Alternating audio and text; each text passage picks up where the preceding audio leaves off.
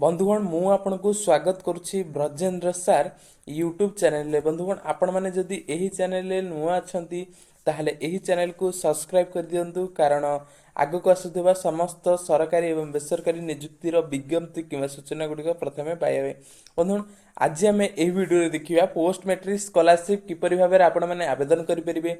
आवेदन करिबारे किछि असुविधा होछि कि बंधुगण +2 +3 पीजी पिलांक पय बंधुगण स्कॉलरशिप बंधुगण किपरि आवेदन करिवे संपूर्ण विवरण ए वीडियो रे देखिबा। चलंतु वीडियो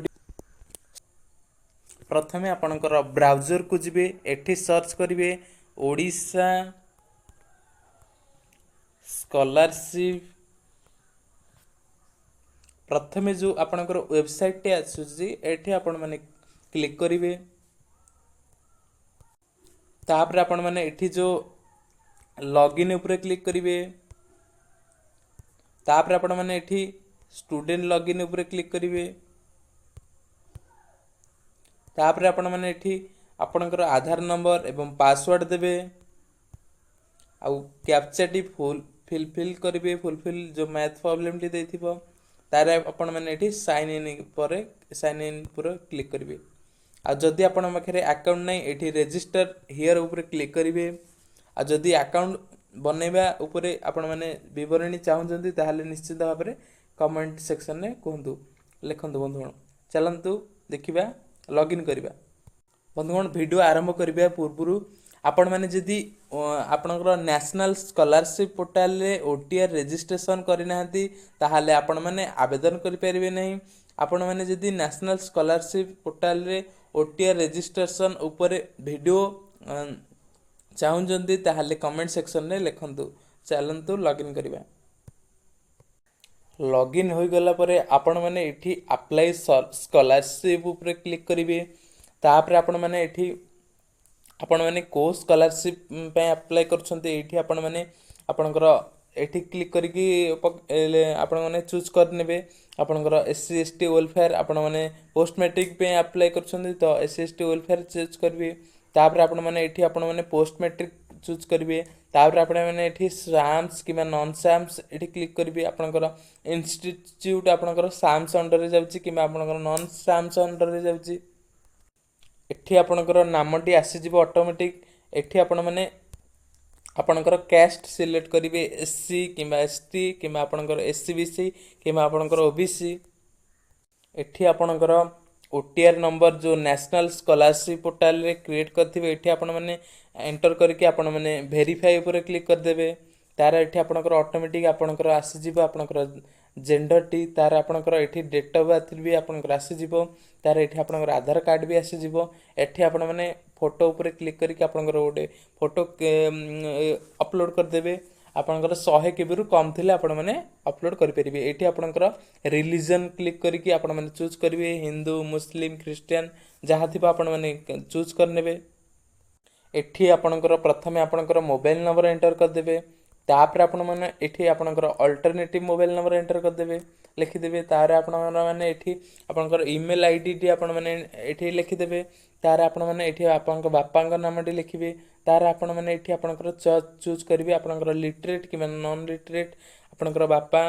तापरे बापांक आपनकर कोन अछि आपनकर कोन कार्य करछन्ते एठी लिखिबे। आपनकर एग्रीकल्चर हो जहा कार्य करथिबे एठी लिखिबे। तार आपनकर मांक नामटी एठी लिखिबे। तार आपनकर मांक एजुकेशन स्टेटस लिटरेट कि नॉन लिटरेट एठी चूज करिवे।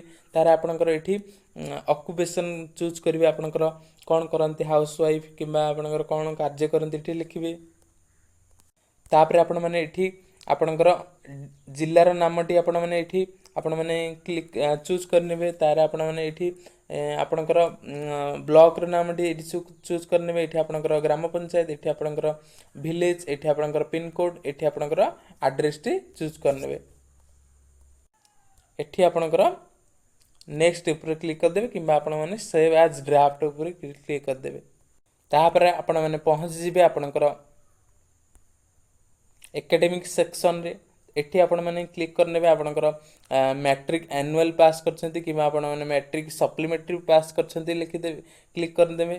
तापर आपण माने एठी आपनकर प्रथमे आपनकर 10th रो बोर्ड को वर्ष पास करछंती रोल नंबर लिखिदेवे रोल नंबर लिखिदेला पर आपणकर सब ऑटोमेटिक फिलअप हो तापर आपण मैंने एपटू आसीजे आपण मैंने आपणकर सर्टिफिकेट ये अपलोड करदे तार आपण मैंने +2 ये चूज करने तापर आपणकर जहाँ जहाँ सब शिक्षागत योग्यता अच्छी एठी फिलअप करने आउ तापर जदि ऐड करिवार अच्छे एठी देखुथिबे ए जो बटनटा रहिला एठी आपण मैंने क्लिक करिकि आउ जदि शिक्षागत योग्यता ऐड करियो चाहछन एठी प्लस बटनटा रे क्लिक करबे तार आपणकर एठी चूज करबे आपणकर जो स्टूडेंट आपणकर स्टूडेंट फॉर आपणकर विथ स्टेट आपणकर ना बाहर स्टेट रो आपणकर बाहर राज्य रो ना कि आपणकर भीतर राज्य रो एठी देखि परथिबे तार आपणकर एठी जिला एठी चयन करिवे ब्लॉक चयन करिवे इंस्टीट्यूट चयन करिवे नेचर ऑफ कोर्स चयन करिवे कोर्स चयन करिवे ब्रांच चयन करिवे कोर्स ईयर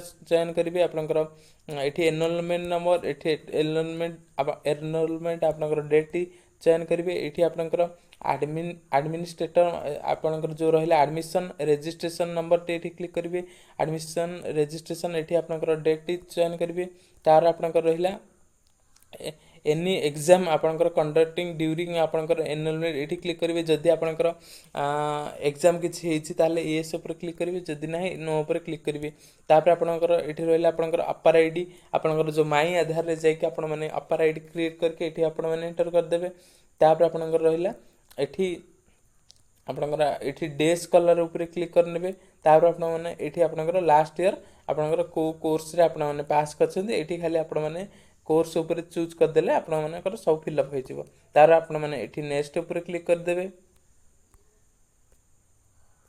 तापर आपण माने जदी आपण माने कास्ट चयन करथिबे आपणकर एससी एसटी एससीबीसी किबा आपणकर ओबीसी एठी आपणकर गोटे सेक्शन शो करिवो आपणकर एलिजिबिलिटी सेक्शन आपण बंधुगण एठी आपण माने सेठी आपण माने एलिजिबिलिटी सेक्शन ऊपर पहुंच जिवे तृतीय रे बंधुगण चतुर्थ रे आपण माने पहुंचबे अकाउंट्स इन्फॉर्मेशन रे तृतीय जो पहुँचे आपण मैंने सेठी आपणकर बापा इनकम सर्टिफिकेट प्रथमे आपण मैंने चयन करेंगे जे आपणकर जो इनकम सर्टिफिकेटा को वर्ष जे बंधुगण 2025-26 कि आपणकर 2024-25 आपण मैंने सेठी क्लिक करेंगे तार आपणकर इनकम सर्टिफिकेट आपणकर नंबर टी लिखिदेवे तार आपणकर सब ऑटोमेटिक आपणकर फिलअप हो जिवो आउ तापर आपणकर टोकन नंबर टी फिलअप करेंगे आपणकर सर्टिफिकेट तळकु जिवे पूरा शेष आपणकर शेष लिखाई आपणकर टोकन नंबर टी सेठी आपण माने देखि कि आपण माने इनकम सर्टिफिकेट टोकन नंबर टी लिखिबे लिखिदेबे तापर आपण माने